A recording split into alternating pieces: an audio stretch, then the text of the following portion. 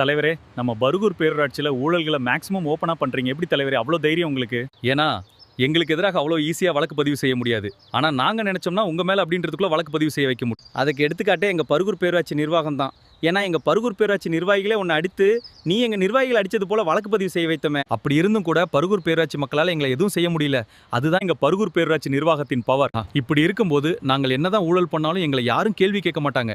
ஏன்னா உனக்கு நடந்த நிலைமை தான் அந்த பர்கூர் பேரூராட்சி மக்களுக்கும் நடக்கும். பர்கூர் பேரூராட்சி மக்களுக்காக பர்கூர் பேரூராட்சியில் மேற்கொள்ளப்பட்டுள்ள ஊழல்களின் சுருக்கம் வெளியிடப்படுகிறது. 1. பர்கூர் பேரூராட்சியில் வரவு செலவு கணக்கு மறைப்பு. 2. பர்கூர் பேரூராட்சியின் வளர்ச்சி திட்டங்களை மறைப்பு.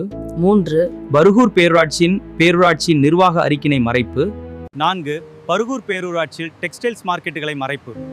5. பர்கூர் பேரூராட்சியில் டெக்ஸ்டைல்ஸ் மார்க்கெட்டுகளின் கட்டிட அமைப்புகளை மறைப்பு. 8. பர்கூர் பேரூராட்சியில் அரசு நிலங்களை நான் வாட்டர் பாடிஸ் மறைப்பு.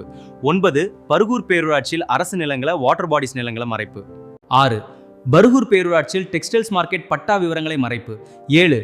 பர்கூர் பேரூராட்சியில் கல்குவாரியின் சுரங்க திட்ட வரைபடங்களை மறைப்பு. 10. பர்கூர் பேரூராட்சி நிர்வாகம் ஆக்கிரமிப்புகளை மறைப்பு. 11. பர்கூர் பேரூராட்சியின் OSR, RSR மற்றும் SLR ஆகிய ஆவணங்களை மறைப்பு. 12. பர்கூர் பேரூராட்சியின் டெக்ஸ்டைல் மார்க்கெட் CC எந்த ஆண்டு முதல் எந்த ஆண்டு வரை உள்ள விவரங்களை வழங்க மறுப்பு. 13. பர்கூர் பேரூராட்சியில் பணியாளர் பெயர் பட்டியல் விவரங்களை மறைப்பு. 14. பர்கூர் பேரூராட்சியில் பராமரிப்பு ஆவண விவரங்களை மறைப்பு. 15. பர்கூர் பேரூராட்சியில் ஆவண பாதுகாப்பு கால விவரங்களை மறைப்பு.